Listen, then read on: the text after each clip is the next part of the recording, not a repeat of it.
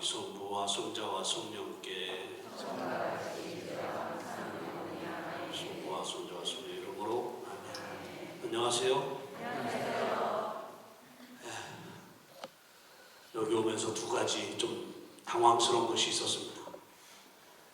우선 오후 2시에 특강을 한다는 게 신비스러웠고, 다 미사 끝나고 집에 다 가서 좀 쉬는 시간인데 이 시간에 성당에 온다는 게 거의 불가능한 일인데, 그래서 무슨 자신감이 있어서 2시에 했을까? 정신부님에 대한 존경심이 또 생겨났습니다. 두 번째로는 들어오면서 벽보에 붙은 걸 보니까 웬만한 사람 다 불렀대요. 제일 꼴찌에 이제 제 이름이 있어서 저분들이 웬만한 건 다 이야기하셨을 텐데 무슨 얘기를 해야 될까 좀 고민이었습니다. 근데 단 한 가지 위안은 뭐냐? 들은 건 다 잊어버린다는 거죠. 그러니까 편안하게 얘기해도 될 것 같다는 그 생각으로 이렇게 올라왔는데, 정신부님께서 이렇게 여러분들을 위해서 좋은 시간, 또 훌륭하신 많은 분들 이렇게 모셔다가 특강을 하니까 좀 여러분들은 복 받으신 것 같습니다. 전 본당에 간 지 이제 한 8개월 됐는데 왜 대림 특강을 안 하냐고 그래서 그냥 일상이 특강이지 무슨 특강을 불러서 해야 되냐 그러고 말았는데, 그러고 오늘 여기 오려니까 좀 뻘쭘했어요 사실은. 그래서 오늘 제가 받은 제목은 뭐냐 하면 여러분들 본당 설정 25주년 맞아서 나는 실천으로 나의 믿음을 보여주겠습니다 라는 야고보서 2장 18절에 나오는 그런 내용인데, 이것을 가지고 이제 어떤 이야기를 해야 될까 이제 많이 고민하고 또 묵상하고 그러고 왔습니다만은, 하여튼 여러분들 얼굴 봐가면서 좀 괜찮다 싶으면 좀 더 할 거고요. 좀 뭐 피곤해하는 것 같다 그러면 바로 끝낼 거니까 편안하게 들으셔도 될 것 같습니다. 실천이라는 이야기를 하니까 꼭 뭐냐면 해야 된다는 개념이 들어가요. 그러니까 당위성의 개념이 이렇게 들어가게 되면 그것 자체로서 피곤해져요 사실. 그런데 우리가 살다 보면 해야만 된다는 것이 하나둘이 아니에요. 할 수밖에 없는 거, 꼭 해야만 되는 거, 제일 중요한 게 먹는 거, 먹어야 된다, 먹어야 산다는 거 다 알아요. 근데 요즘에는 이제 수명이 길어지고 또 삶의 환경이 나아지니까 먹는 것도 옛날처럼 개걸스럽게 그냥 배불리기 위해서 먹는 게 아니라 그냥 맛으로 또 이렇게 먹기도 하고, 그렇지만 그럼에도 불구하고 또 먹어야 된다는 건 당연한 거잖아요. 곡기를 끊으면 죽는 거니까. 근데 해야만 된다는 당위성이 우리를 피곤하게 하고 힘들게 하지만 항상 그런 것도 아니에요. 우리가 먹는 문제, 꼭 먹어야 된다. 그럼 안 먹으면 얼마나 좋겠어요. 좀 요새 다이어트에 대해서 많이들 생각을 하고 그러는데, 그런데 그런 다이어트 하면서도 실제로 먹는 것에 대한 애착을 버릴 수는 없어요. 요즘에 우리나라 사람들이 많이 보는 프로그램 중 하나가 뭐냐면 먹방이죠. 그러니까 TV 프로그램, 저도 방송국에 있어봤지만 프로그램마다 잘 안 돼요. 사람들이 안 봐요 잘. 그리고 요즘에 뭐 TV 보는 사람도 없고 다 이 스마트폰 가지고 자기 필요한 것만 골라서 보는 시대란 말이죠. 그런데 그 중에서 다이어트 하는 사람 치고 먹방 안 보는 사람이 없어요. 그러니까 국민 건강을 해치는데 1위입니다. 먹방이. 그래서 먹방 프로그램에 나오는 사람들, 뭐 유명한 뭐 개그맨들 이런 사람들이 거기 나와서 이렇게 선전하면 사람들이 다 거길 또 가요. 가면 다 줄 서 있어요. 근데 거기 가서 야 이거 먹으면 안 되는데, 다이어트 해야 되는데, 그런 사람 하나도 없어요. 다 맛있게 먹어요. 그러고 와서는 이거 살찌는데 이거 어떡하지? 그럼 거기서 끝나느냐? 그 다음 또 가요. 그러니까 당위성을 이야기하면서도 그것이 다 우리를 피곤하게 하는 것이 아니라 때로는 우리를 즐겁게 하고 기쁘게 하는 것 중에 하나예요. 즉 해야만 되는 일을 내가 거기서 의미를 찾고 그 안에 몰두할 수 있고 투신할 수 있으면 그건 행복한 거예요. 근데 그렇게 되지 못하니까 이 당위성의 행위들이 굉장히 사람을 피곤하게 하고 또 고통스럽게 하는 거죠 사실은. 근데 요즘에 학생들 뭐 공부해야 된다, 모르는 거 아니죠. 애들도 알고 부모님도 알고 다 알고 공부해야 된다. 근데 그게 얼마나 피곤하게 합니까? 해야 된다라고 하는 것이. 그런데 모든 학생들에게 해당되는 건 아니에요. 시험을 보는 학생들에게는 공부하는 것이 피곤한데 시험 안 보는 학생들에게는 공부하는 게 재밌어요. 아마 여러분도 이 시간에 강의 듣고 이거 시험 본다는 건 아무 사람 없을 거예요. 그냥 편안하게 듣고 잊어버리고 새겨지고 그러고 가면 되니까 오는 거지. 그러니까 학생들도 마찬가지예요. 어른들도 보면 자기가 좋아서 찾아가서 공부하는 거는 재밌어요. 근데 해야만 된다라고 하는 의무를 부과하면 굉장히 피곤해요. 근데 의무를 부과해서 해야만 하는 행동들이 우리의 실존의 방향을 설정해주고 가치를 느끼게 하고 깨닫게 해주는 그런 것일진데 그건 포기할 수 없는 중요한 부분이거든요. 바로 오늘 제가 그래서 십계명에 관한 신명기 5장의 내용을 읽은 거예요. 이스라엘 백성들에게 너희는 나 이외에 다른 신을 섬겨서는 안 된다. 나는 질투하는 신이다. 그리고 내가 오늘 너에게 말하는 것은 그 옛날 너희 선조들에게 한 얘기가 아니라 지금 너희에게 하는 말이다. 지금 너희에게 전해주는 것이다 라고 말해요. 그러니까 과거에 에집트로부터 해방 사건을 체험했을 때, 해방 사건이 일어났을 때 그때 모세가 백성에게 한 이야기를 훗날 지금을 살아가는 사람들에게 마치 지금 하고 있는 것처럼 그렇게 이야기하고 있는 부분이 바로 신명기 5장을 통해서 우리가 읽었던 내용이에요. 아까 우리가 들었던 것처럼 주님께서는 이 계약을 우리 조상들과 맺으신 것이 아니라 오늘 여기에 살아있는 우리 모두와 맺으신 것이다. 오늘 살아가고 있는 우리. 이런 점에서 신앙의 실천적인 그런 내용들을 같이 이야기할 텐데 여기에 접근하기 위해서 가장 먼저 생각해야 될 것이 뭐냐면 신앙은 철학 체계가 아니에요. 그리고 신학 체계도 아니에요. 신앙은 삶이에요. 우리 실존이지. 죽느냐 사느냐의 문제지 이거를 뭐 논리적으로 정리해서 어떤 가치를 만들어내고 어떤 규범을 만들어내는 그런 틀이 아니에요. 근데 많은 사람들이 신학이나 철학 이런 체계 속에 신앙이라는 것을 가둬놓으려고 해요. 그래서 신앙이 뭐냐? 믿음이 뭐냐? 그걸 나름대로 규정을 하려고 해요. 그리고 학문적으로 또 신학적으로 이렇게 신앙에 대해서 풀어가는 내용들은 사실 삶 자체의 신앙을 어떻게 살아갈 것이냐 하는 그런 면에서 접근하면서 그 의미를 찾아내고자 하는 노력인 것이지 그것 자체가 신앙을 규정하는 것은 아닙니다. 그러니까 철학과 신학이 굉장히 어려운 부분 중에 하나거든요, 사실. 그러니까 이제 철학 같은 경우는 철학 좋아하시는 분들 계시지만 신학교를 가면 철학은 의무적으로 2년 동안 하게 돼 있어요. 이게 왜냐하면 논리 체계를 정립하는데 철학이라고 하는 것이 아주 중요한 바탕으로서 역할을 하기 때문에 기본적으로 철학을 다 배우거든요. 근데 저 기억도 그렇고 지금도 그렇고 아마 앞으로도 그렇겠지만 그런 얘기 있어요. 많은 사람들이 철학은 가르치는 사람도 뭔 얘기하는지 모르고 듣는 사람도 무슨 얘기하는지 모른다고 했어요. 그 정도로 어려워요, 사실. 그래서 저희가 형이상학부를 비롯해서 철학을 배울 때마다 굉장히 1, 2학년 때 학점이 많은데 교수님들이 빠른 속도로 천천히 얘기해도 이거 사고하면서 알아듣기가 어려운데 그 빠른 속도로 하는 이야기를 알아들을 수가 없어요. 그러니까 알아듣지 못하고 철학을 왜 해야 되느냐? 근데 다행히 시험이라는 게 있어요. 그래서 학기 말에 또 중간고사 때 시험을 보면 철학은 이해를 해야 되는 건데 실제로 시험을 보려면 이해가 아니고 외워야 돼요. 외우지 않고는 그 내용을 알아들을 수가 없어요. 그러니까 결국은 얼마가 됐든 간에 한 학기 동안 배운 걸 처음부터 다 외우는 거다. 송두리째. 근데 이게 신비인지 모르겠습니다만 다 외우고 나면 무슨 뜻인지 알아들어요. 그때는. 근데 보고서 읽을 때는 무슨 말인지를 잘 몰라요. 한참 힘들게 외워놓고 나면 그게 무슨 뜻인지 알아요. 그래서 답안지 쓰죠. 근데 문제가 뭐냐? 시험 끝나면 다 잊어버린다는 거예요.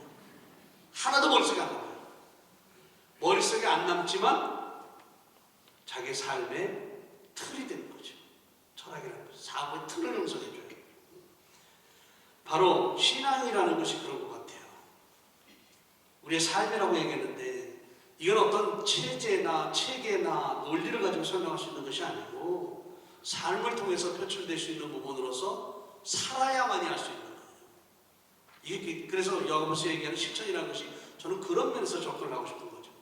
우리가 하룻밤에도 만리장성을 쌓는다고 그러는데 어떤 때는 어려운 문제 이렇게 당면하고 또 풀어야 될 문제가 많으면 밤새도록 잠이 안 오고 이것저것 생각하고 하는 거 머릿속에서 구상을 하고 그러잖아요, 실제로. 근데 그것이 현실로 구체화되지 않는 한 그냥 허상으로 남는 것 뿐이에요. 많은 생각을 하고 머릿속에서 많은 어떤 뭐 집도 짓고 뭐도 만들고 다 했지만 결국은 남는 게 뭐예요? 아무것도 없어요. 실체가 되지 않는 이상. 그러니까 실체화시키는 것이 굉장히 중요한데 믿음의 실체화가 소위 말해서 실천이라는 거죠. 그러니까 우리 실천이라고 하면 성경에서 얘기하는 것처럼 이웃사랑을 해야 되고 뭣도 해야 되고 계명도 지켜야 되고 뭐 해야 되고 자꾸 이런 방향에서 초등학교 때부터 배워온 식으로 그냥 뭐 해야 된다 하지 말아야 된다는 윤리적인 지침 정도로만 생각을 하니까 신앙이 굉장히 거북스럽고 힘들고 그렇습니다. 그런데 믿음이라는 것이 우리 삶 자체라고 할 때, 우리 실존 자체라고 할 때, 우리 실존이라는 것은 매 현재 안에서 표현되는 사실이거든요.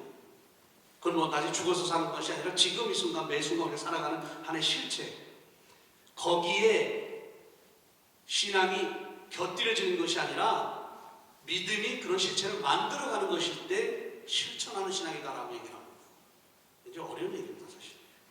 그러니까 믿음이 따로 있고 그 다음에 실천이 따로 있고 또 신앙이 따로 있고 삶이 따로 있는 것이 아니고 이게 다 하나로 뭉쳐져서 그게 우리의 실존 속에 들어올 때 그때 비로소 이것이 삶이다, 신학이다 또는 신앙이다라고 얘기할 수 있는 거예요.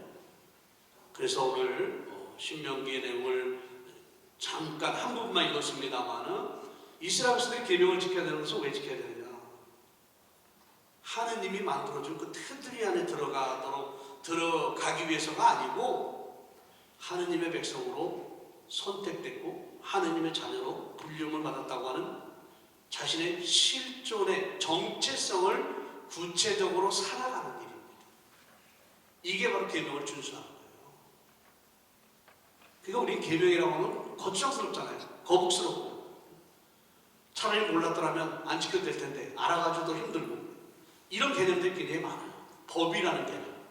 근데 법이라는 것이 정상적으로 일상적으로 살아가는 사람들한테 아무 의미가 없어요, 사실. 근데 범법을 하려고 하면 법이라는 것이 무섭죠. 그 테두리를 뛰어넘어서 뭔가 자기 사익을 취해야 되니까 그때는 눈도 피해야 되고 그 법망도 피해야 되고 모든 피해야 되니까 그때는 그것이 거추장스러운 하나의 걸림돌이 되겠지만 일상적으로 평범하게 살아가는 사람들에게 있어서 법이라는 것이 무슨 의미가 있겠어요? 보통 대다수의 평범한 사람들이 교도소가 어디 있는지 그게 무슨 의미가 있고 그 다음에 재판받으러 가는 일 무슨 의미가 있고 아무런 의미도 없어요. 법률이라는 조직들이 그 자체 안에서 이미 기존 틀이 보호해주고 그 안에 몸으로 살고 있기 때문에 그러니까 대한민국 국민으로서 그 안에 살고 있는 한 정상적으로 살아가면 법에 대해서 별로 의식하지 않고 살아가도 되는데 그런데 실제적으로 법이 우리를 지배하고 있거든요. 우리는 그 법 안에서 살아가요. 마찬가지예요. 이스라엘 백성들이 계명을 지켜야 되는 것은 그들을 지켜주는 울타리이기도 하지만 또한 자신의 정체성을 살아가는 구체적인 삶의 형태이기 때문에 그래서 계명을 지켜야 된다. 계명을 지키는 것은 삶을 실체화시키는 거잖아요. 구체적으로 드러내는 거예요. 그 모습을 구체적으로 드러내는 데 있어서 표현된 내용들이 신앙인의 모습이어야 된다는 거죠. 하느님의 백성의 모습이어야 된다는 거죠. 그러니까 신을 섬기되 자기가 원하는 신 만들어서 다신교적 환경 안에서처럼 그렇게 아무 신이나 섬겨서는 안 되고 이집트로부터 선조들을 해방시켜 주신 바로 그 하느님만을 섬겨야 된다는 이 신앙의 표현이라는 이런 부분 이런 데 있어서 실체화된 모습이 구체적으로 하느님의 자녀로서의 정체성을 드러내는 것이어야 된다는 거죠. 그런 점에서 신앙을 우리가 믿음이라고 하는 것은 하나님 우리에게 주신 선물이잖아요. 선물인데 선물 자체가 아주 부담스럽고 거추장스럽고 마치 삶에 걸림돌이 되는 것처럼 그렇게 느껴진다고 한다면 우리는 아직도 그 선물의 의미를 제대로 깨닫지 못하고 살아가는 거죠. 우리를 불러주신 하나님에 대해서. 그런 점에서 오늘 무엇보다도 저는 요나에 관한 이야기를 한번 하고 싶습니다. 구약의 요나 이야기 여러분 아시죠? 네? 요나 이야기를 하면 신약에서 인용한 때 들었던 내용밖에 대부분 기억을 못합니다. 즉 물고기 뱃속에서 3일 밤낮을 머물러 있었다. 그 얘기만 알지 왜 요나가 물고기 뱃속에 있었는지에 대해서는 별로 생각을 안 해요. 근데 요나서가 굉장히 짧은 내용으로 되어 있어요. 여러분들 그 구약성경 요나서 이렇게 보시면 4개장밖에 안 돼요. 근데 읽어보신 분 없어 그래요. 실제로 요나서 안 망할 정도는 되나? 10명 되네. 소돔과 고모라가 그것도 안 돼서 망했잖아요. 그때 여러분들은 고정이 되는데 이야기는 아주 간단한데 간단한 이야기 속에 너무너무나도 매력적인 내용들이 많아요. 사실이요. 니네베라고 하는 도시가 워낙 타락했기 때문에 하나님께서 요나를 선택하시는 거잖아요. 그래서 요나를 불러서 니네베 가서 내가 너희들 하는 행태가 마음에 안 드느니 그 얘기를 좀 전해라 라고 요나를 하나님이 선택하시는 건데 요나 예언자뿐만 아니라 모든 예언자들이 마찬가지예요. 하나님이 선택하시면 다 뿌리쳤어요. 다 거부해서. 왜? 하나님이 가고자 하는 길이 인간사에서 우리가 걸어가는 길과 너무나도 다르다는 걸 잘 알고 있기 때문에 그런 사람들에게 가서 하나님 말씀 전한다는 것은 결국 반대의 표적이 되고 배척받을 거라는 뻔한 거잖아요. 그러니까 인간적으로 괴롭고 힘든 거예요. 그러니까 그런 사람들에게 가서 하나님 말씀 전하는 건 하나님의 말씀이라는 점에서 하나님은 믿었던 이 예언자들은 중요한 직무를 수행하도록 선택받았다는 것이지만 본인 개인적으로 보면 이 엄청난 일을 하면서 얼마나 많은 반대에 부딪히고 박해에 부딪혀야 될 것인가 이게 갈등이 아닐 수 없거든요. 그러니까 하나님의 제의를 받은 모든 예언자들 한결같이 하나님의 뜻을 거부하고 안 받으려고. 근데 하나님이 부르셨는데 안 받으려고 하지만 하나님은 받게끔 또 하시죠. 다양한 방법으로. 요나의 얘기가 그렇게 시작이 되는 거예요. 그래서 요나가 하나님의 뜻을 받아들일 수가 없어서 받기가 힘들어서 하나님의 눈을 피해서 도망가려고 야포항으로 가는 거 아닙니까? 야포항이라는 것이 이제 예루살렘 성지순례 가면 마지막에 테라비브에 비행기 타기 전에 마지막 가는 항구예요. 거기 들렸다가 이제 테라비브로 가서 비행기를 타는데 거기가 바로 사도행전에 나오는 고르넬리오 사건이 있었던 바로 그 항구죠. 그 베드로의 집이 아직도 보존이 되어 있는데 그래서 거기 가서 배를 타고 하느님의 눈을 피해서 저 지구 끝까지 가려고 했던 거죠. 그래서 이제 배를 탔지요. 그 배를 타고 갔는데 풍랑이 일어가지고 그냥 배가 뒤집히기 직전까지 된 거예요. 모두 다 죽게 된 거죠. 그러니까 이 선원들이라는 것이 그래요. 모두 지금도 그렇잖아요. 먼 바다로 고기를 잡으러 가면 북어대가리라도 또 돼지머리 놓고 다 절하고 만선의 기쁨을 가지고 올 수 있도록 신이 좀 도와달라고 그렇게 하고서 떠나거든요. 지금도 그래서. 그러니까 바닷길이 언제 어느 순간에 어떤 풍랑이 일어서 어떻게 될지 아무도 예측할 수 없거든요. 마찬가지. 그래서 요나가 그 배를 타고 가는데 전혀 예상치 못한 풍랑이 일어가지고 모든 사람들이 이제 겁에 질릴 수밖에 없었던 거죠. 그런데 이제 밑에 층에서 요나는 태연하게 잠을 자고 있었던 거예요. 그러니까 선원들이 와가지고 배가 뒤집힐지도 모르는 이런 상황에서 넌 잠이 오냐. 그러고 이제 대화의 물꼬를 터가기 시작을 한 거죠. 그러다 결국은 이런저런 노력을 해도 어떻게 다 살아나갈 길이 없으니까 결국은 그러면 제비를 뽑아서 우리 중에 누군가를 산제물로 바다에 바치자. 그러면 바다의 신이 그 제물을 받고 좀 노여움을 풀지 않겠나 해서 제비를 뽑았는데 하필이면 또 요나가 뽑히는 거죠. 그래가지고 요나를 바닷속에 집어넣는 거 아닙니까? 근데 바닷속에 집어던졌을 때 물고기가 요나를 삼켜서 3일 밤 3일 낮을 뱃속에 가지고 있었던 거예요. 그리고 나서 그 시간이 지난 다음에 그 물고기가 요나를 물가로 내뱉는 겁니다.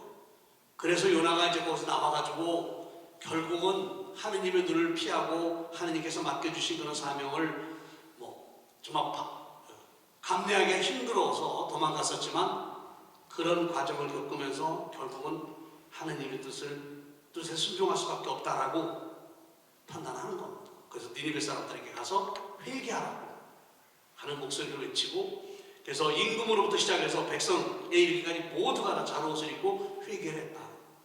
그래서 니느웨가 망하지 않고 다시 살아나게 됐다. 그러면서 이제 그 다음에 아주까리 이야기도 여러분 아시죠? 그 내용에서 결국 하느님이 이렇게 자연도 다 돌보시는데 어찌 사람을 돌보지 않겠냐? 어떻게 이 니느웨 성을 하느님께서 모른 채 하고 그냥 파멸로 그렇게 가도록 내버려 두셨겠느냐 하는 이야기가 마지막에 나오는 내용입니다. 그러니까 요나가 설파하는 회개를 촉구하는 이야기를 듣고 니느웨 사람들이 하느님의 경고를 알아듣고 회개를 했다고 하는 사건. 그러니까 하느님의 말씀에 요나의 이야기를 듣고 조건 없이, 그리고 한 걸음 더 나아가서 저 모두가 자루옷을 입고 단식하면서 하느님의 노여움을 풀 정도의 회개 행위를 했다고 하는 사실이죠. 그래서 결국은 니느웨가 망하지 않고 살아남을 수 있게 됐다. 바로 이것이 이제 그 요나서를 통해서 보여주는 내용인데, 우선적으로 니느웨 사람들은 요나의 이야기를 듣고 자기네들이 어디서 잘못했는지를, 무엇을 잘못했는지를 깨달았다는 사실입니다. 인지했다는 거죠. 그리고 인지했다고 하는 사실 자체가 거기서 끝나지 않고 그것을 행위로 보여줬다는 거예요. 단식하고 자루옷을 입고 그야말로 회개하는 그런 삶을 니느웨 성에 있는 모든 사람들이 다 같이 그렇게 살았다는 거예요. 그러니까 요나의 설교를 듣고 하느님을 향해서 구체적으로 삶의 방향을 완전하게 바꾸었다는 겁니다. 그러니까 여기서 니느웨 사람들의 회개는 뭐냐? 하느님의 말씀을 따르고 있는 그런 신앙인의 전형적인 모델로서 복음서에서 이렇게 구약에서 제시해주고 있는 건데, 오늘 여러분들이 주일날 들었던 복음 말씀이 뭐예요? 세례자 요한이 나타나서 죄사함을 위한 회개의 세례를 선포했다 이랬잖아요. 그러면 죄라고 하는 게 뭐냐? 우리는 윤리적인 의식이 굉장히 강한 사람들이에요. 그 사람은 동물과 달라요. 동물은 본능적으로 움직여요. 근데 사람도 본능적으로 움직이지만 그런 사람들은 이성적으로 판단하고 논리적으로 사고하고, 그래서 뭔가 해야 될 것과 하지 말아야 될 것을 남들 판단을 해요. 그런데 죄라고 하는 것은 단순히 남에게 해를 끼쳐서 고통스럽게 했다든지, 내가 도둑질해서 남에게 손해를 끼쳤다든지, 내가 누구의 몸을 다치게 해서 상해를 했다든지, 아니면 내가 지켜야 될 어떤 법도를 지키지 못해서 곤혹스러운 상황을 만들었다든지, 아니면 내가 누구를 속였다든지, 누구에게 손해를 끼쳤다든지, 이런 윤리적인 그런 행위를 중심으로 해서 우리 죄라는 개념을 가지고 있어요. 그런데 성수 안에서 죄라는 것은 지금 말씀드린 그런 건 2차적인 거고, 1차적인 죄라는 것은 뭐냐?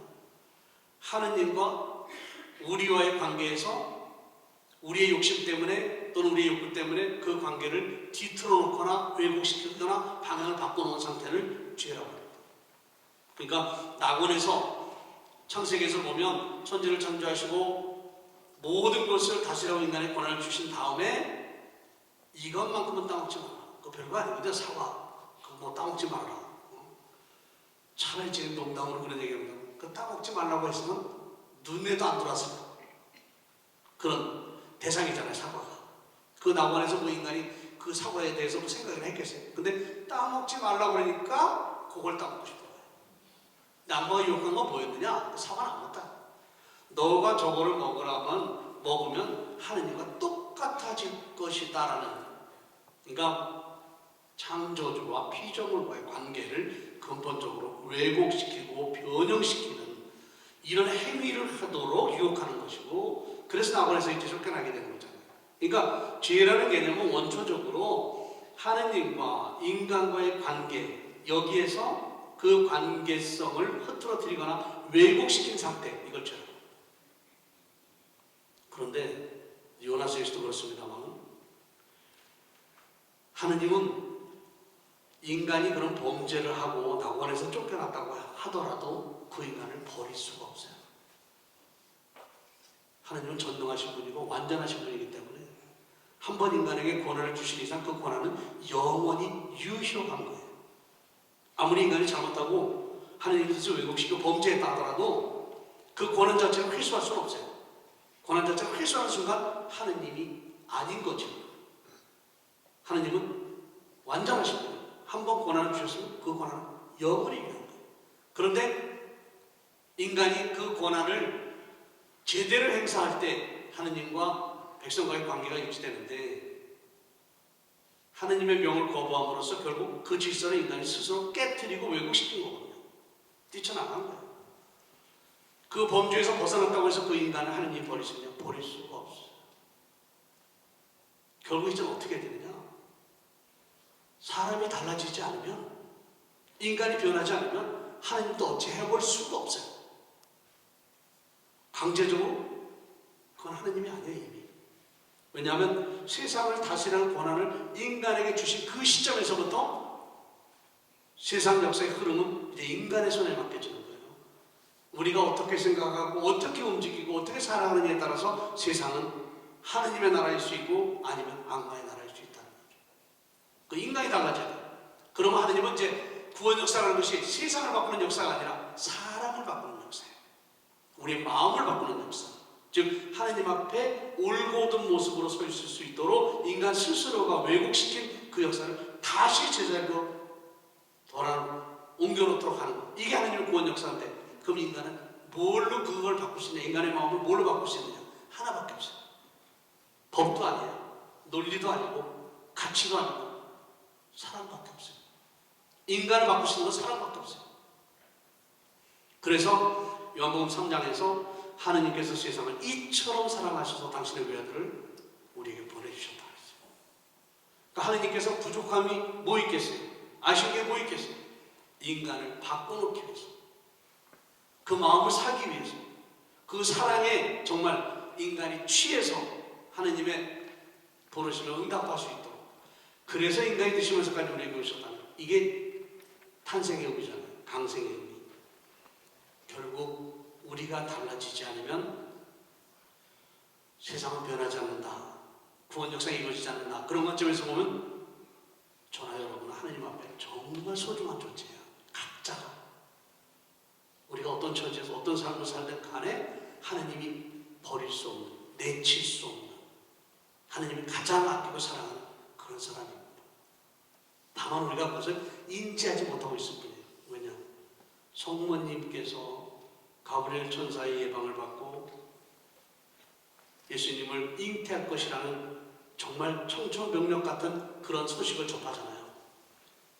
그러면 천사가 마리아에게 와서 뭐라고 얘기했느냐? 은총이 가득하신 분이요, 주님께서 너와 함께 계신다. 이미 창조자 하나님을 믿고 살아왔던 마리아였었는데, 천사의 그 말은 비록 마리아가 인지하고 있었던 없었던 하느님의 사랑이, 하느님의 은총이, 하느님의 현존이 마리아와 더불어 함께 해왔었다는 겁니다. 지금까지. 그걸 이제 천사가 구체적으로 밝혀주는 것뿐이에요. 이미 하느님의 사랑으로 살아가는 첫 순간부터 이미 마리아는 하느님의 사랑을 받고 살아왔던 거예요. 그런 상황에서 하느님께서는 새로운 역사, 정말 엄청난 역사를 시작하시는 거예요. 그러나 마리아 입장에서는 아무리 하느님께서 함께 하시는 그런 은총의 순간들을 살아왔다 하더라도 천사가 예고한 그 내용을 받아들이기가 어려울 만큼 그 제안은 충격적인 것이었죠. 남자를 알지 못하는데 내가 어떻게 그렇게, 이게 마리아의 반응이었습니다. 그래서 천사는 체험과 경험을 중시하는 인간의 그런 조건에 걸맞게 마리아를 안심시키기 위해서 직할에 관한 얘기를 하죠. 아이를 낳을 수 없는 저 나이에도 아기를 낳지 않느냐, 아이를 가질 수 있지 않았느냐. 하느님께는 못하는 일이 없다. 자, 그렇게 하면서 이제 마리아는 천사의 그런 제2의 주님의 종입니다.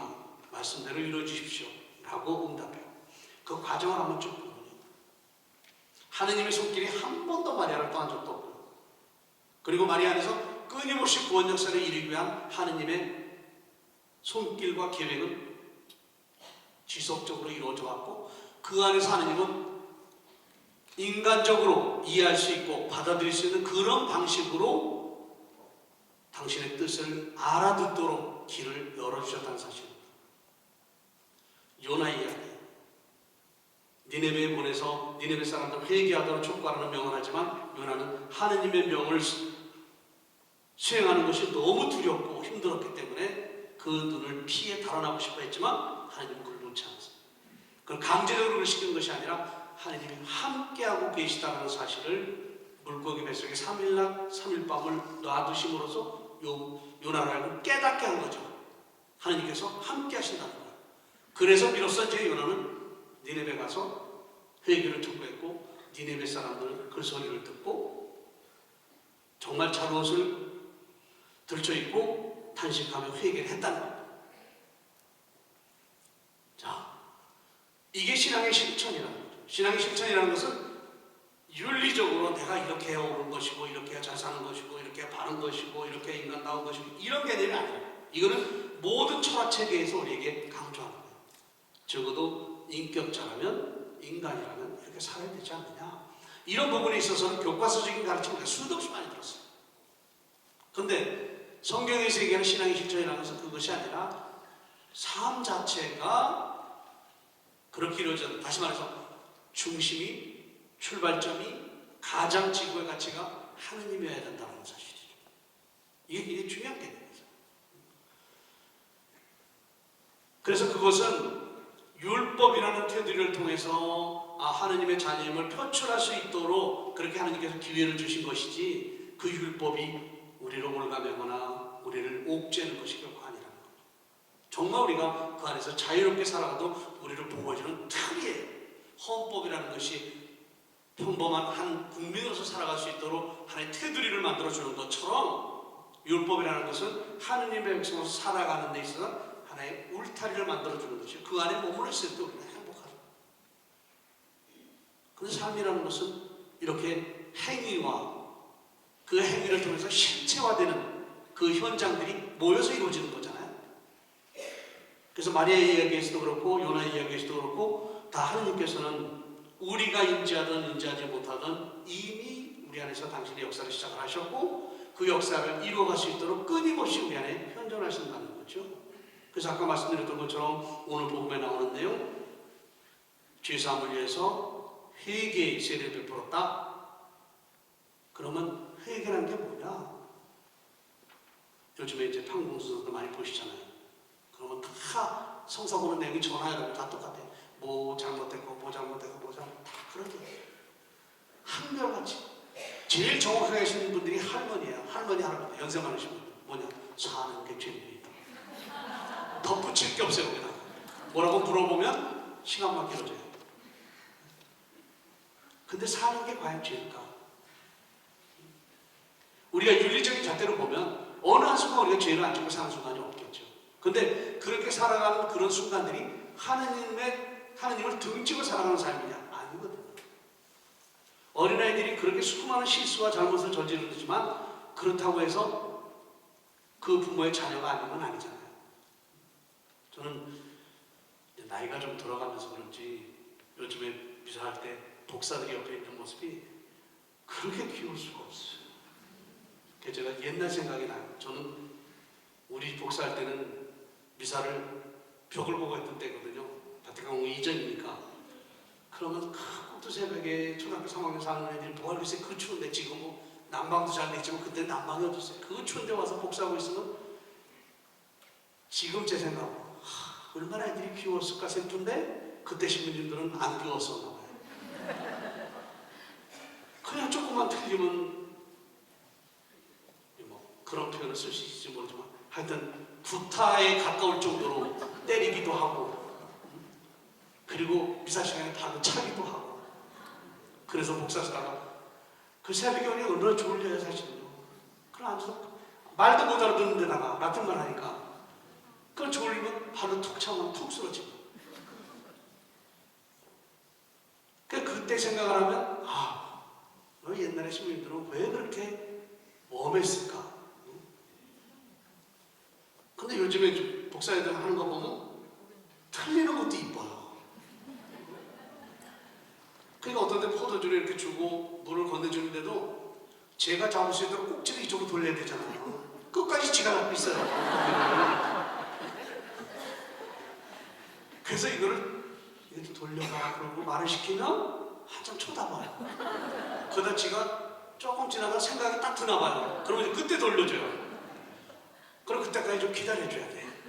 그렇잖아요. 얼마나 당황하겠어요.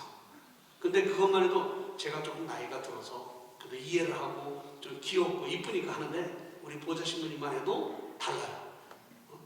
들어와가지고 우리 미사관에 들어와서 너 그렇게 하면 안 돼. 이거 이렇게 얘기해. 그걸 또 더 엄하게 가르치는 것도 수녀님들이에요. 그게 애들이 제일 무서운 거죠. 수녀님들이 제일 무서워요. 제일 안 무서운 사람이 누구냐? 본당식구예요. 지네들 편이라고 생각해.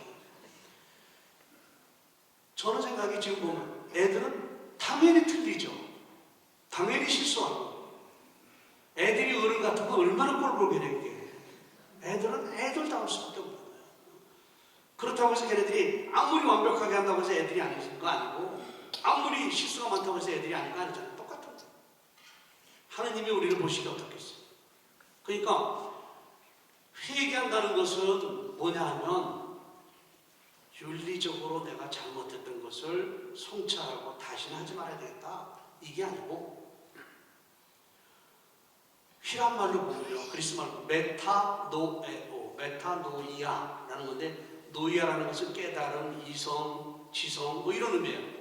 그리고 메타는 전치사로 그 위에, 너머에 이런 말이거든요. 그러니까 인식을 달리는 거예요. 생각을 달리는 거예요. 사람은 본능적으로 움직이는 동물과 달리 인식과 생각에 따라서 행동 양식이 달라져요. 어떻게 생각하고 어떻게 인지하느냐에 따라서 삶의 색깔과 방향이 달라져요. 그러니까 회개는 뭐냐? 지금까지 내가 생각해왔던 내 욕심에서 만들어낸 하느님이 아니라 우리에게 당신 자신을 보여주셨던 그 모습의 하느님을 인지하도록 하느님께서 왜곡된 생각을 가지게 했던 그것들을 내 안에서 떨쳐내는 일, 그래서 하느님과 올바른 관계 속에 서는 것, 이게 회개예요. 그러니까 성서적 의미나 용어가 지니고 있는 본래 의미나 성서의 문화권 안에서 그들이 이해하고 있었던 그런 사고의 관점에서 보면 우리에게 행위 이전에 뭐가 중요하냐? 그 행위를 가능하게 하는 인지행위가 중요해요.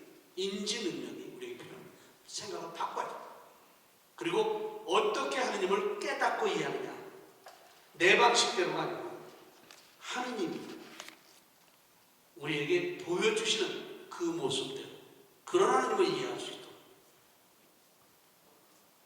요즘에 이제 수능이 다 끝났잖아요. 정시 보려고 했는데 정신이 없는데 저희 본당만 갔다도 103일 기도를 했어요. 그리고 이제 끝나고 나서 수능 시험 끝나고 난 다음에 이제 감사기도 한다 20일인가 봐요. 다 끝났어요. 그래서 제가 엄마들 보고 이제 다 끝났으니 뭐 할 거예요? 할 게 뭐 있겠어요? 그 농담으로 그랬는데 결국 103일 동안에 기도하고 감사기도 하고 그런 동안에 뭘 기도했을까? 어떤 기도를 했을까? 어떤 마음이었을까? 뭐 부모의 그 마음을 모르는 말은 아니죠. 점수 잘 받아서 좋은 대학 원하는 대학 가면 얼마나 좋겠어요. 근데 그게 부모 뜻대로 안 되잖아요. 그게 나 자신조차도 내 뜻대로 안 되는데 자식의 문제는 부모의 뜻대로 되는 거 아닌데 부모의 그 마음으로는 자식이 그래도 좋은데 원하는데 갔으면 얼마나 좋겠어요. 그래서 하나님께 도움을 청하고 비는데 기도하는 거 그게 나쁜 건 아니에요. 맞는 거예요. 근데 그게 전부가 돼서는 안 된다는 거죠. 그냥 기도하면 되네. 참 이게 하나님 은총인 것 같아요. 평소에 전혀 안 보이고 냉담했던 사람도 아들, 딸이 고3만 되고 생각이 옵니다.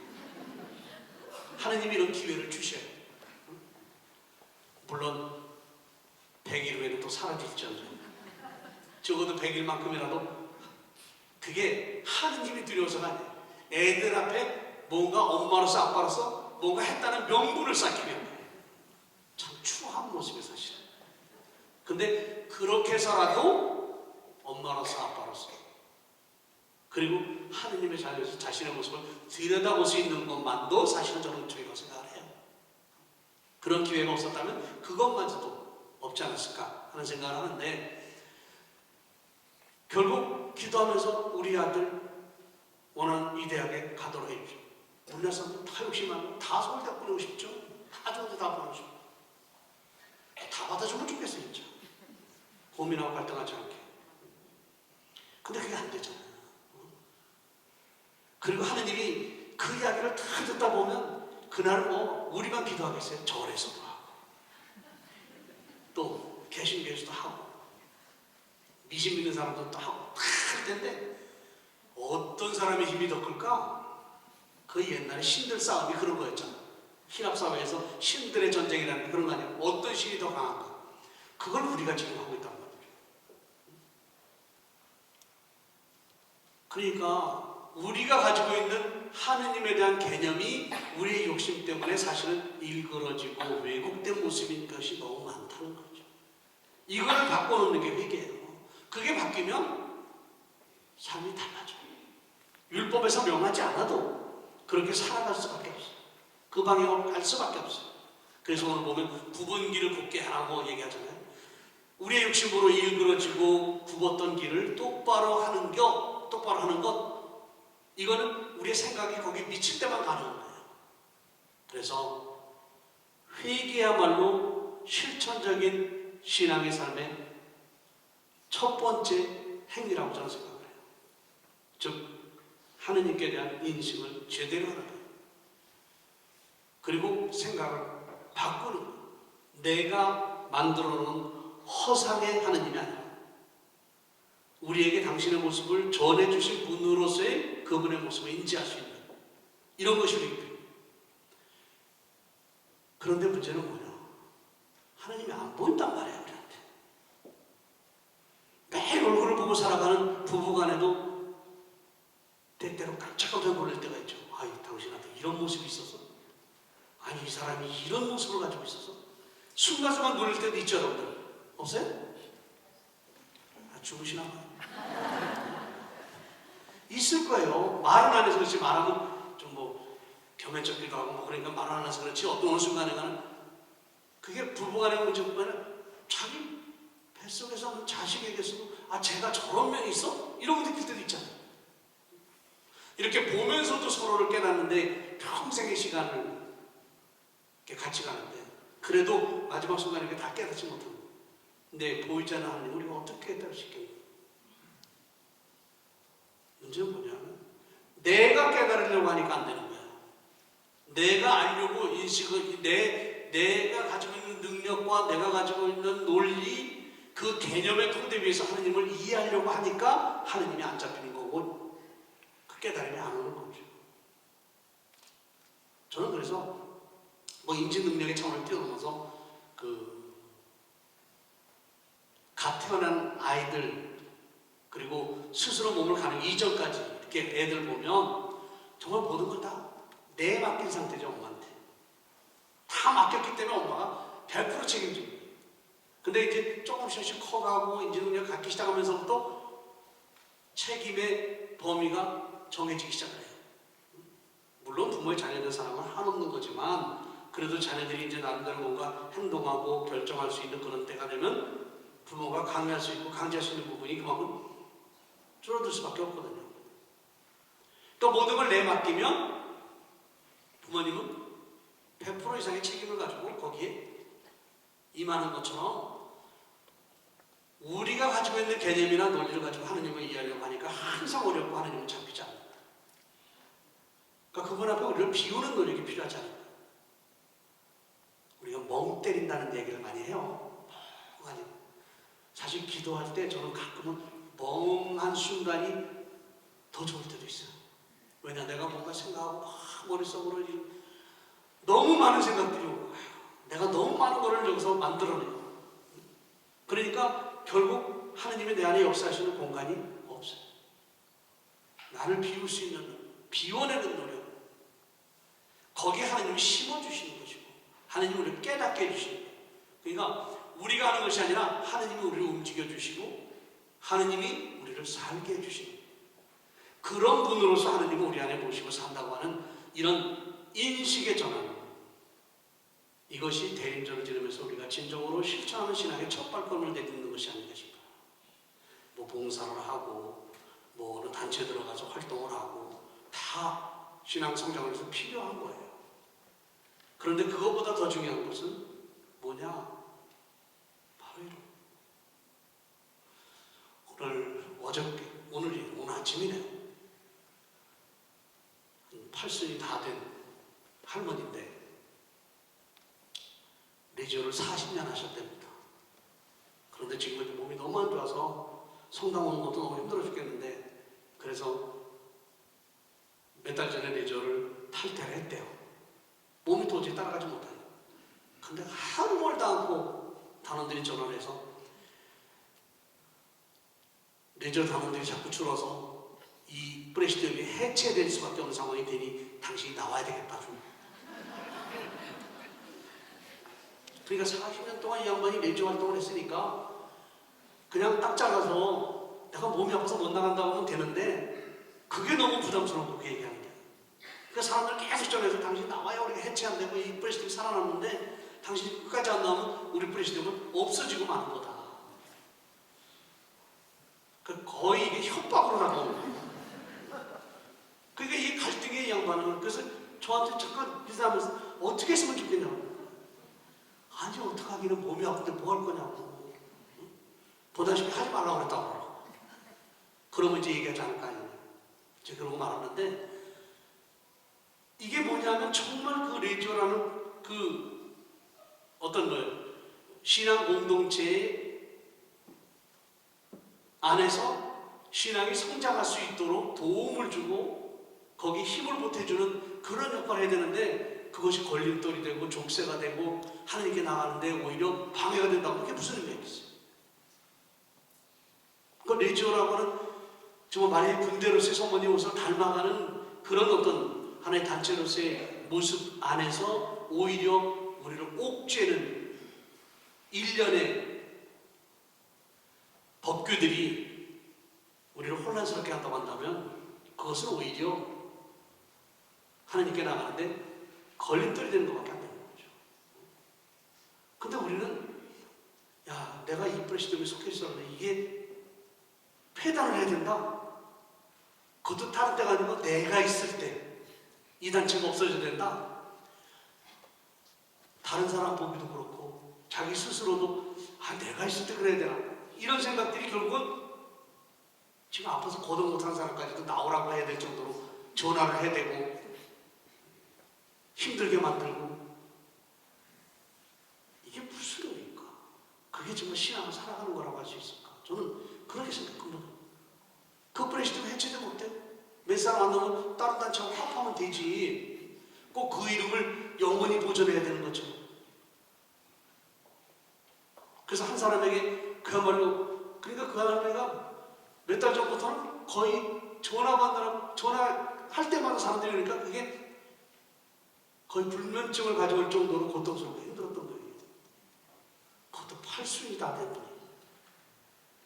그러니까 신앙의 실천이라는 측면에서 우리가 성장하기 위해서 여러 봉사도 하고 단체 활동도 하고 다 하는데 그것이 오히려 우리를 옥죄거나 걸림돌이 되거나 또 하느님을 인식하는 데 장애가 된다고 한다면 안 하는 것만 못하는 거죠. 결국 회개라고 하는 건 뭐냐? 내가 가지고 있는 잘못된 하느님에 대한 생각, 이걸 떨쳐내고 하느님 앞에 자유롭게 나서는 거예요. 어린아이처럼 되지 않고 하느님 들어가지 못한다는 게 그런 거예요. 근데 이게 쉽지 않아요. 왜냐하면 기존적인 사고가 우리에 막 차있고 나를 움직이는 그런 요소로서 아주 굳건하게 자리매김되어 있기 때문에 그거를 털어내는 게 쉽지가 않아요. 욕심을 벗어. 그러니까 한순간에 되는 것이 아니라 조금씩 조금씩 만들어가야 돼요. 별 수 없어요. 우리가 한순간에 인격자가 되는 게 아니고 어릴 때부터 서서히 이런저런 과정을 겪어서 성인이 되는 거죠. 한순간에 되는 거 아닌 것 같아요. 그러니까 조금씩 조금씩 우리를 비워내는 노력, 비워내는 것만큼 거기에 하느님의 손길이 함께하는 거죠. 사실은 하느님의 손길이 없었던 것이 아니라 마리아에게 있었처럼 이미 마리아가 천사의 예방을 받기 전부터 이미 마리아는 하느님의 사랑을 받고 있었고 하느님께서 그 안에 함께 하셨던 건데 천사가 알려줌으로써 비로소 그 시점에서 이제 하느님이 함께 계시다는 걸 구체적으로 그런 사실이 표현된 것뿐이지 이미 하느님은 당신의 자녀를 선택하신 첫 순간부터 우리와 함께 계시는 거예요. 마리아와 함께 계시고 우리와 함께 계시는 거예요. 우리가 못 느끼는 거예요. 그리고 하느님의 자녀로 선택된 이상 하느님은 우리를 버리지 않으신다. 버릴 수가 없다. 우리가 그만큼 귀한 존재. 요즘에 애들이 집안에 하나밖에 없잖아요. 대부분이. 그러다 보니까 애가 임금이에요. 왕이에요. 집안에서. 저는 그걸 지금 제가 방배동에 있는데 거기 뼈저리게 느껴요. 저희 주일학생이 250명이에요. 주일학생이 오는 날은 주일날 3시인데 미사가 주일 미사 중에 제일 사람이 많이 오는 미사예요. 누가 오냐? 할머니 할아버지 다 따라오죠? 엄마 아버지 다 따라오죠? 애들이 최고예요. 그러니까 애들을 우리가 그래서 나쁜 말로 애들을 볼모로 하면 안 되는 일이 없어요. 모든 걸 다 할 수 있어요. 그래가지고 초등학교 3학년, 4학년, 5학년 요 또래 애들 그 중에서 이제 아버지들이 모여서 무슨 어부회라고 만들어서 자기들이 어린이들을 돕는 아버지들의 모임이다 해서 어부회이기도 하고 또 고기를 낚는 어부라는 의미에서 생전 안 보여준 사람들이 애들 때문에 다 나와요. 요즘에 복사 천정수 자녀들이 이제 새로 복사를 시작하는데 100일 동안 미사를 해야 되거든요. 매일 새벽 미사. 엄마 아버지가 더 피곤해요. 애들은 제락한 데서 눈이 말똥말똥하고 미사 열심히 하는데 엄마 아버지가 하품하고 있어요. 안 하던 거 하려니까 얼마나 힘들어요. 근데 애가 나와야 되니까 새벽에 안 나올 수가 없죠. 근데 애들이 오면 지들끼리 모이니까 끝나고 나서 뭐 놀고 싶은데 아빠 출근해야 되고 엄마 가서 뭐 해야 되는데도 애들이 안 움직이면 못 가는 거야. 그 애들이 최고. 이렇게 어머니나 아버지, 부모님들이 애들에 대해서 이렇게 무한 사랑을 베풀 수밖에 없는 그런 어떤 우리의 삶의 조건들을 생각해 볼 때 하느님이 우리를 얼마나 사랑하실 건가. 하느님은 우리를 버릴 수가 없어요. 모른 채 할 수가 없어요. 우리가 그렇게 귀한 존재인데 애들은 자기가 그 집안에서 가장 귀한 존재라는 걸 알아요. 정말 이게 아주 영특한 애들이에요. 그래서 자기 말 한마디면 뭐가 된다는 걸 알아요. 그러면 복사애들 가운데서도 보자심이 가서 뭘 얘기하면 부모님들에서 먼저 막 얘기하면 애들이 그래. 신부님 그거 그렇게 하는 게 아니고 이렇게 하면 돼요. 가르쳐줘요. 다 돼요. 안 되는 게 없어요. 왜냐? 애들은 지가 그 집안에서 제일 귀한 존재고 부모님이 자기 말을 아무렇게나 못 들은 척 무시할 수 없다는 걸 알아요. 그렇다고 해서 막 하는 건 아니고. 그리고 또 애들은 뭐래요? 실세가 누군지 알아요.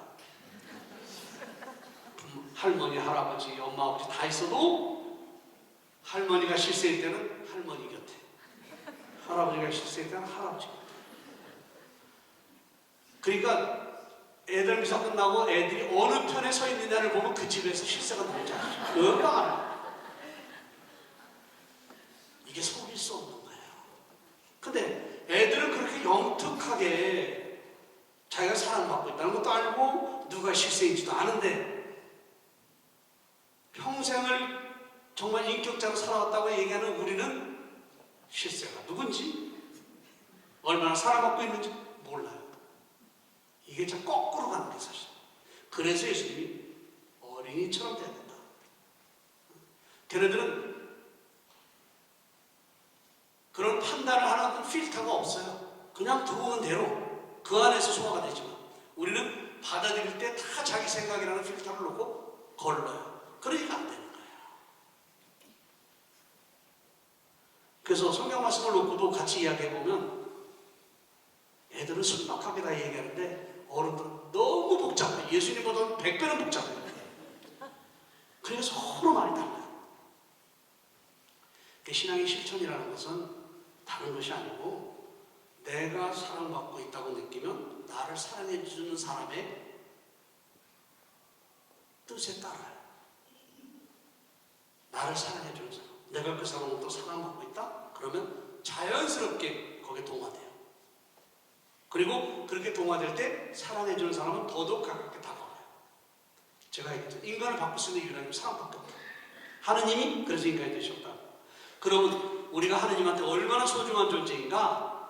그러니까 우리가 실수할 수도 있어요. 잘못할 수도 있어요. 그렇다고 하느님이 우리를 버리거나 우리를 내치지 않아요. 그런데 하느님이 우리를 버리지 않고 내치지 않는다고 해서 우리를 방목하는 건 아니잖아요. 그런데 그 하느님 안에 머물면서도 그분의 뜻을 따를 때 우리가 행복한 거지 그 안에 있다고 해서 그 자체 속에 행복한 건 아니에요. 움직여질 때 또 삶이 실체화될 때 그럴 때 행복한 거죠. 그러니까 행복은 거저 주어지는 게 아니라 정말 우리의 모든 것을 쏟아 부은 것만큼 우리에게 주어지는 거예요. 우리가 쏟아 붓는 것만큼 주어지는 거예요. 우리의 노력과 열정과 땀이 들어가는 것만큼 우리에게 주어지는 거죠. 그러니까 신앙인의 기쁨도 그냥 생기는 것이 아니라 그만큼 우리가 땀을 흘리고 열정을 쏟아부어야 되죠. 그럼 하나님을 만날 수 있는 길이 우리에게는 기도라는 틀이 있어요. 그러니까 옛날 교부들은 기도하지 않는 신앙인은 신앙인이라고 이야기해서는 안 된다. 신앙이라고 할 수 없다고 얘기했어요. 보이지 않는 하느님을 만나는데 그 하느님을 만날 수 있는 길이 기도. 그런데 주일날 성당 한 번 나오는 것도 힘들어하는 사람들 하는데 뭐 평소에 무슨 기도를 하겠나. 어렵고 힘들면 자연스럽게 기도하는데 그거는 신자 아닌 사람도 기도해요. 힘들고 어려울 때는 아무 신앙이 없는 사람도 기도해요. 그럼 우리가 그 사람들은 뭐가 다를 게 있냐. 그러니까 기도라는 것이 청해야 된다고 생각하니까 문제가 있는 거지 내가 하나님 안에 머물고 있는 상태를 기도라고 한다고 한다면 기도는 어려운 게 아니잖아요. 다만 그분 앞에 머물려고 하니까 그분 앞에 나서야 되는 거죠. 그분과 함께 얼굴을 마주대야 되는 거죠.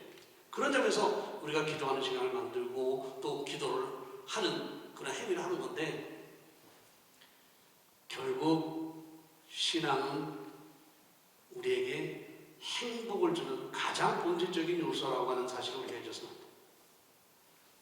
예수님께서 입을 열어서 메시아로서 처음 공적인 직분을 수행하실 때 하신 말씀이 마태복음 5장에 나오는 것처럼 행복하여라. 마음이 가난한 사람들. 예수님이 가장 먼저 하신 말씀이 행복이에요. 그러니까 하나님이 당신의 교회를 우리에게 보내주신 것은 우리가 행복하다. 여러분들이 오늘 이 시간에 낮 2시에 여기 오신 게 기적이잖아요. 사실 저는 기적이라고 생각해요. 정말 할 일 없고 갈 데 없어서가 아니고 또 오늘 같이 이 추운 날 뭔가 하느님 앞에 나오는 것이 행복하지 않으면 할 수 없는 행위들. 우리가 살아가는 한순간 한순간이 또 신앙인으로서 정체성을 인식하고 하느님에 대한 개념을 올바로 잡아가려고 하는 우리의 노력이 우리의 행복을 위한 것이 아니라고 한다면 아무 의미가 없어요. 우리가 행복하도록 하기 위해서 단절된 그 관계를 다시 회복시켜주는 것이 필요하고 그래서 당신의 외아들을 보내주신 것이 바로 구원의 역사입니다. 우리가 생각을 바꾸고 인식을 달리하고 그래서 원래 모습대로 되돌아갈 때 우리는 가만히 낙원에서 삶을 살아가는 사람이 될 수 있다. 그게 행복한 거예요.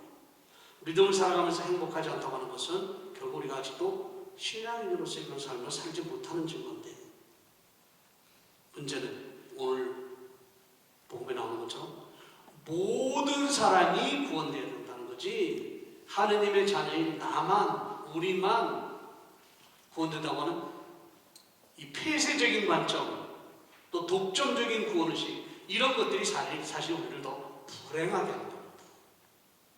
사랑은 나눌수록 커진다고 그러잖아요. 그런데 우리는 나눌수록 커진다는 걸 알면서도 독점하려고 합니다. 독점이라는 것이 완전하게 자기 것이 되는 것처럼 여겨질지 모르지만 그거는 그 범주를 못 벗어나요. 근데 나눈다고 하는 것은 범위를 넓혀가면서 보편성을 갖게 돼요. 자, 그런 점에서 우리는 근본적으로 신앙을 실천하기 위해서 어떤 삶을 살아야 될 것인가? 성경에서 보면 중풍병자에 관한 얘기가 나옵니다. 예수님 뒤에 수많은 사람들이 모여들었어요. 근데 중풍병자는 몸을 움직일 수가 없잖아요. 그러니까 예수님 저분에게 가면 나도 날 수 있을 텐데 하는 그런 기대감 잔뜩 가지고 있었지만 몸을 움직일 수가 없었던 거예요.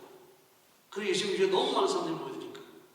근데 그 안타까운 모습을 보고 이웃 사람들이 들것을 가지고 가서 그 중풍병자를 거기다가 싣고 올려놓고 예수님 있는 곳에 가서 사람이 많아서 못 가니까 지붕을 뚫고 예수님 앞에 중풍병자를 데려놨다. 그런데 복음에서 뭐라고 얘기했느냐? 예수님께서 그들의 믿음을 보시고 그를 고쳐주셨다.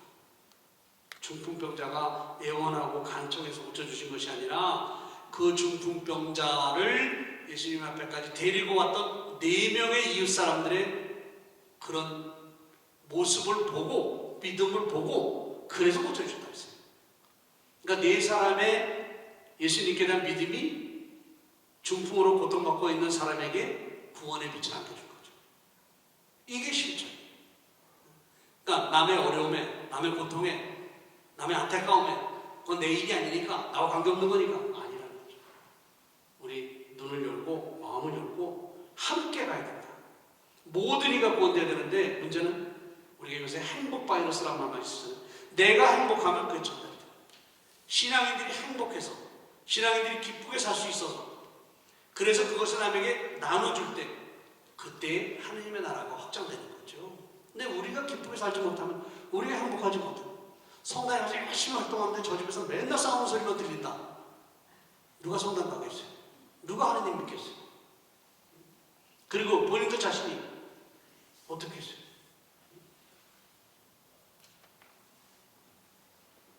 며칠 전에 새벽 미사 끝났는데 어떤 분이, 부부가 매일 오시는 거예요. 그날만 딱 맞췄어요. 매일 어떻게 하죠?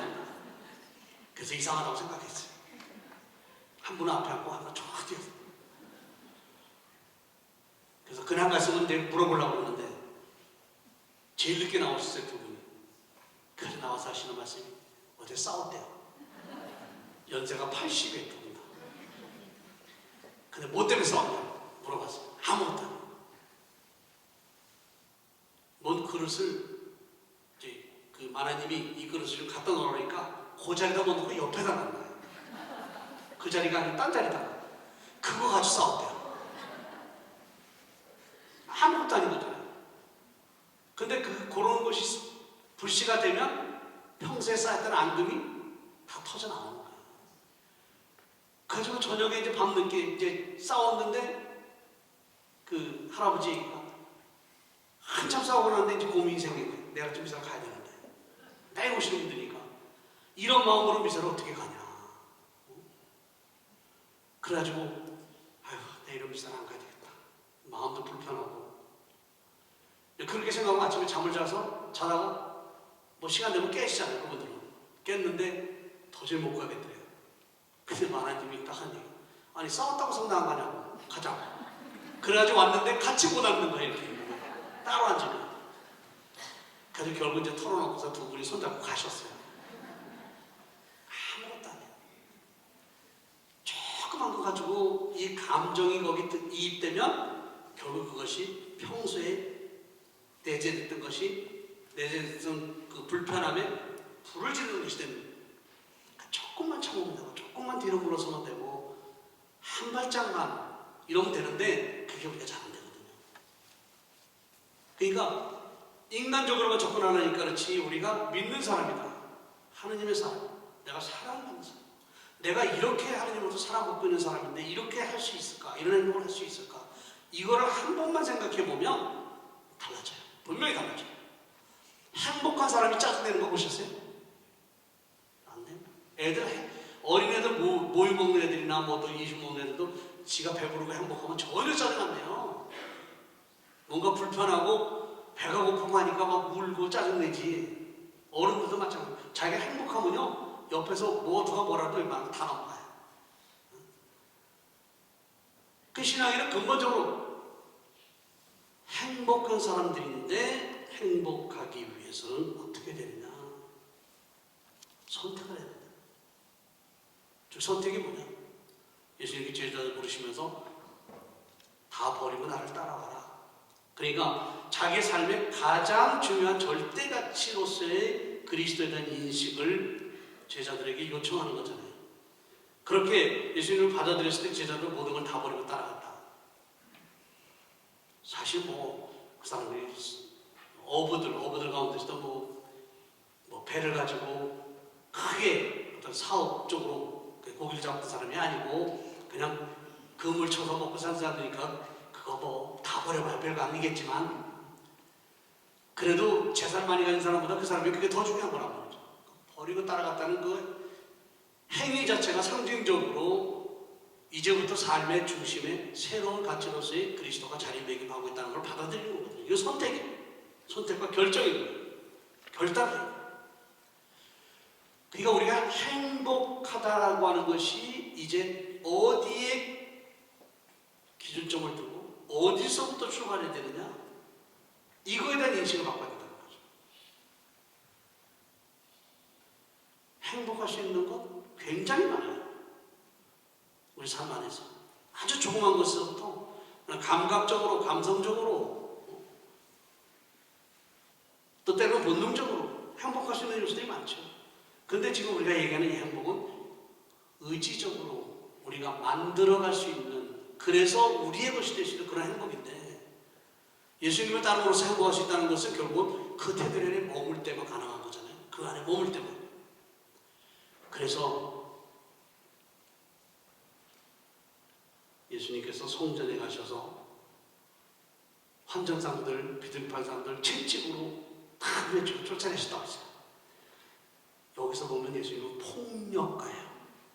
폭력을 휘두르면서까지 성전의 사람들 쫓아내셨다. 그러면서 내 집을 장사꾼의 소굴로 만들지 마라. 기도하는 집으로.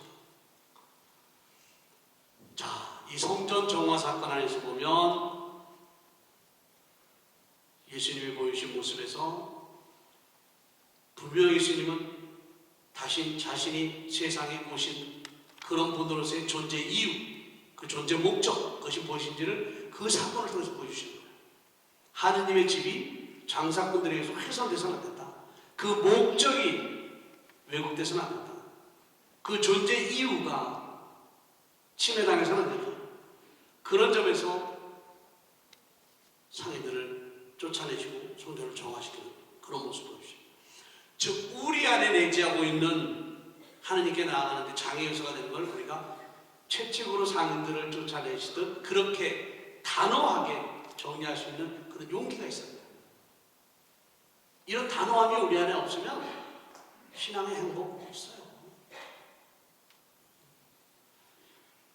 이렇게 추운 날 미사 갈까 말까? 안 가는 것보다는 송사 보는 게 더 힘드니까 가자. 행복할 수가 없어요. 절대로. 기도, 우리 이제 성자 같은 경우는 아침, 점심, 저녁 최소한 3번의 성물도를 해야 되는데, 요즘 성탄 때가 저기 바쁠 때 되면 성물도할 시간을 정말 잡기 힘들거든요. 쉽죠. 그러면 힘든데 그냥 넘어가. 그게 진짜 행복할 수 있는 걸까? 그 쉬는 시간이, 그렇게 쉬는 시간이, 기도 안 하고 쉬는 시간이 행복할 수 있는 시간입니까?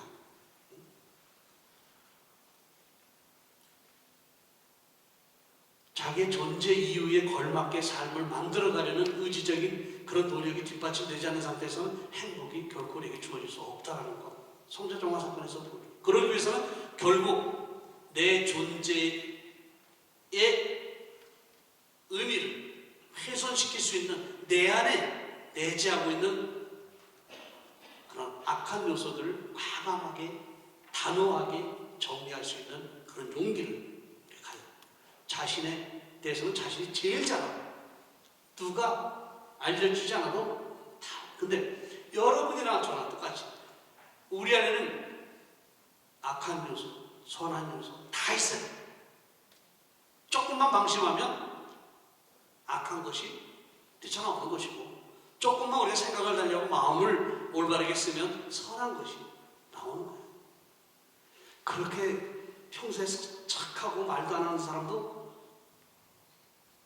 뒤에서 차가 와서 딱 부딪히면요 바로 화냅니다. 나가서 상황이 어떻게 되나 가리기 전에 그냥 감정적으로 표출하는 사람도 굉장히 많아요. 절제력을 잃고 그냥 평소에 그렇게 자기를 이렇게 조절하며 살아왔던 사람도 어느 순간에 딱 접하게 되면 알게 모르게 안에 있는 것이 뛰쳐나오거든요. 결국 뭐냐? 악이라는 것이 우리 안에서 소멸된 것이 아니라 내재하고 있어요. 선이라는 것이 우리 안에 없는 게 아니라 내재하고 있어요. 어느 가치가 더 크느냐에 따라서 겉으로 표출되는 게 다른 거예요. 이게 신앙의 실천이라는 것이 이런 거예요. 우리가 생각을 어떻게 갖고 왜곡된 사고를 어떻게 과감하게 단호하게 정리하느냐에 따라서 안에 내재하고 있는 신앙의 기쁨이 나올 수 있고, 그렇지 않으면 인간의 욕심이 묻어난 그런 모습으로 왜곡된 신앙의 실천이 나올 수 있는 거예요. 그래, 과도한 신앙의 실천이라는 것은 사실 왜곡된 신앙입니다. 그래서 우리가 정말 행복하게 살아가려면 행복을 저해하는 내 안의 그런 요소들이 더 이상 겉으로 분출되지 않도록 그거를 두를 수 있는 더 큰 힘, 그걸 우리가 키워가야 돼요. 그게 믿음이죠. 그게 내 믿음이 너를 살렸다 라고 예수님이 수도 없이 환자들에게 많이 얘기하셨거든요. 우리 믿음이 우리를 살릴 수 있을 만큼 그 믿음이 악한 요소를, 그리고 하나님과 하나님을 왜곡시킬 수 있는 그런 모든 부정적인 부분들을 누를 수 있고 가둬놓을 수 있는 바로 그런 힘이 되도록, 그렇게 우리가 신앙의 길에서 열정을 가지고 살아야 돼요. 그러니까 되는 대로 그렇게 살아가지고는 결코 신앙이 행복할 수 없어요. 저는 늘 생각이 그렇습니다. 이왕 해야 될 거라면, 내가 해야 될 거라면 최선을 다해서, 그리고 열정을 쏟아서 하자. 안 해도 되는 것이라면 그냥 치워버리고, 정말 내가 꼭 해야 될 것이라면 최선을 다해서. 저는 지금도 그 생각이고, 신학교에서 신학생들한테 그런 얘기합니다. 신부님들은 이제 미사를 매일 드리잖아요. 근데 이게 오랜 생활, 사회생활하다 보면 관습화되고 습관화돼요. 이런 것들이. 근데 그 미사 때 우리가 읽는 경문 하나하나가 다 구원의 역사잖아요. 한마디 한마디 다 새기고 마음속에 담으면 미사가 그냥 습관적으로 될 수가 없어요. 집중하게 되는데 이 집중하는 것이 사실 쉬운 건 아니거든요. 그러나 신자들을 위해서 또 내 자신을 위해서 이렇게 미사를 드린다고 할 때 거기에 내가 드려야 되는 미사라고 한다면 열정을 다하고 마음을 다하고 뜻을 다하면 그 시간이 행복한 시간이 돼요. 이왕 하는 것이라면, 안 해도 되는 것이라면 뭐죠? 그러면 우리가 신자로서 살아야 되는 것이라고 한다면 행복해야죠. 왜? 그러기 위해서 우리 불러주신 거니까. 그 행복하기 위해서는 우리가 열정을 다해야, 열정을 다하려니까 내 안에 부정적인 요소를 성전 정화하시는 예수님도 과감하게 떨쳐낼 수 있는 용기가 있어요.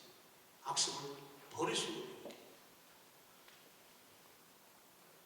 예수님의 어떤 면에서 과격한 행위를 비춰줄 수 있는 성전 정화 사건, 이 안에서 우리는 신앙의 실천적인 모습을 볼 수 있어야 될 겁니다. 다시 말해서 우리 자신에 대해서 엄격해야 돼요. 즉 자기 신 안에 있는 왜곡된 그런 신앙의 관점과 하느님과의 올바른 관계를 해칠 수 있는 어떤 내면적인 욕심들을 과감하게 떨쳐낼 때만이 우리는 존재 근거에 맞는 그런 삶을 살아갈 수 있어요. 문제는 우리가 행복해야 세상이 하느님의 나라라고 하는 것을 인식할 수 있는 그 범위가 넓어지는 거예요. 그러니까 우리가 행복하지 않아요. 요즘에 교회가 위기라는 얘기를 많이 합니다. 개신교도 그렇고 우리도 그렇고 모두가 다. 근데 그런 위기라고 하는 이야기를 대개가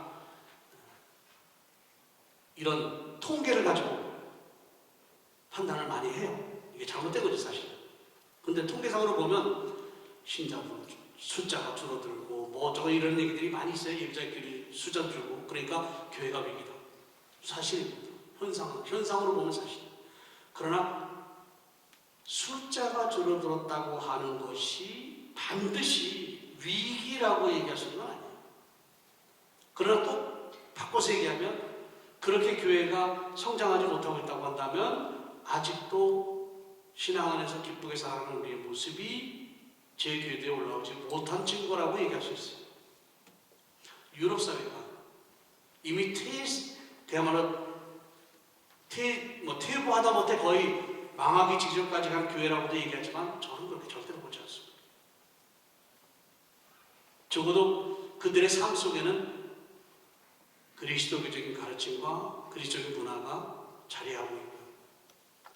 실천적으로 이렇게 주일날 성당에 오고 미사에 참여하고 성사생활하고 이런 부분에 있어서는 그야말로 그 현상만 놓고 보면 거의 망해가는 교회처럼 보여지지만 그러나 믿음을 살아가고 있는 사람들 일상 안에서의 행복한 모습은 우리보다 훨씬 더 강렬할 때가 많아요. 우리가 믿음을 행복하게 살아가면 물론 빠른 속도로 더 많은 사람들에게 그리스도를 전하고 또 하느님의 나라의 모습을 보일 수 있겠지만 지금 현재 우리 교회가 어떤 면에서 쇠퇴의 그런 길을 가고 있다고 판단될 수 있을지 모르지만 그 숫자나 뭐 이런 통계를 가지고 우리가 판단할 수 있는 건 아니고 문제는 오늘 우리 살아가는 우리가 정말 믿음 안에서 얼마나 행복하게 살아갈 수 있느냐 하는 점에서 실천이라는 모습을 한번 생각해 봐야 한다는 거죠. 내가 아까 얘기했죠. 신앙은 실체화돼야 돼요. 보여지는 것이 돼야 돼요. 마음속에 있는 건 의미가 없어요. 마음속에 있는 게 겉으로 들어서 나와야 돼요. 그러니까 행복한 사람은 표정에 나와요. 삶에 보여져요. 행동에서 들어가요. 그렇듯이 우리 신앙은 하나의 실체가 돼야 돼요. 실체를 만들어가기 위해서 우리가 어떻게 됩니다. 그래서 사실 우리가 기도하고 성경 말씀 읽고 묵상하고 하나님께 다가가고자 하는 그런 노력들을 정말 각자의 자기 삶에 차서 열정을 가지고 해야 된다. 열정이 없으면 못한대. 그래서 우리의 정성을 모아가고 우리의 열정을 쏟으면서 우리가 행복하기를 바라시는 하나님, 그분 앞에 우리가 얼마나 소중한 존재인가, 하나님이 나 하나를 얼마나 귀하게 여기고 계시는가, 그거 생각하면 우리가 아무렇게나 살아갈 수가 없어요. 내가 원하는 대로 내 마음대로 살아갈 수가 없어요. 우리를 사랑하시는 분이기 때문에, 내가 그분 앞에 가장 귀한 존재이기 때문에, 그러니까 가장 귀한 존재로서 그분 앞에 설 수 있는 이런 당당함이 우리의 삶 안에서 행위로 표출될 수 있어야 된다는 거죠. 그런 면에서 이번 여러분들 25주년 맞아서 대단히 훌륭하신 분들이 앞에서 강의를 쭉 해오셨기 때문에 그 의미를 다 머릿속에 담아두셨으라고 생각이 돼요. 그런 것들이 여러분들의 생각을 바꾸고 인식을 바꿔서 하느님을 제대로 깨달을 수 있는 그런 방향으로 여러분의 길을 인도할 수 있는 계기가 되면 좋겠고요. 그리고 정말 오늘 이 자리에 함께 있는 저나 여러분이 믿음 때문에 행복할 수 있는 삶을 살기 위해서 이제는 우리의 열정을 좀 보고 또 우리 정성을 거기에 모아가야 되지 않을까. 사랑받고 있음을 구체적으로 살아갈 때 삶을 통해서 그 모습은 그대로 드러날 수밖에 없어요. 이게 복음을 증거하는 거예요. 팜플렛 들고 와서 전하는 것이 복음을 증거하는 게 아니고 일상의 삶에서 복음을 증거하는 사람은 그런 모습이 돼요. 그러니까 신앙인들의 얼굴을 보고 삶을 볼 때 평온하고 행복하고 그 어려움과 갈등 속에서도 포기하지 않고 희망을 살아가는 그런 모습, 이것이 신앙인의 모습이 아니겠어요. 하나님 우리를 그래서 불러주시고 사랑하시는데 결국 우리 각자가 어느 누구와 맞바꿀 수 없어 가장 소중한 존재고 하나님의 사랑하는 존재는 이런 강한 인식을 통해서 하나님과의 관계를 다시 설정하고 그래서 그 하나님 안에 머물 수 있기 위해서 기도하고 그 하나님을 깨닫기 위해서 성경을 묵상을 하고 그리고 그런 것들을 삶 안에서 실천하는 데 있어서 모든 이에게 보이 선포되기를 바라시는 하나님의 보편적인 뜻을 생각을 해서 인식하면서 이기적인 우리의 눈과 마음을 좀 열어서 이웃이 내 안에 들어올 수 있도록, 중풍병자를 데리고 갔던 사람들처럼 이웃을 바라볼 수 있도록, 그런 모습으로 우리가 그리스도의 사랑을 전하는 그런 사람들이 될 수 있도록 특별히 여러분 공동체가 그렇게 함께 해주시기를 당부드리고, 또 그렇게 해서 여러분 행복하기를 바라면서 강의를 마치고자 합니다.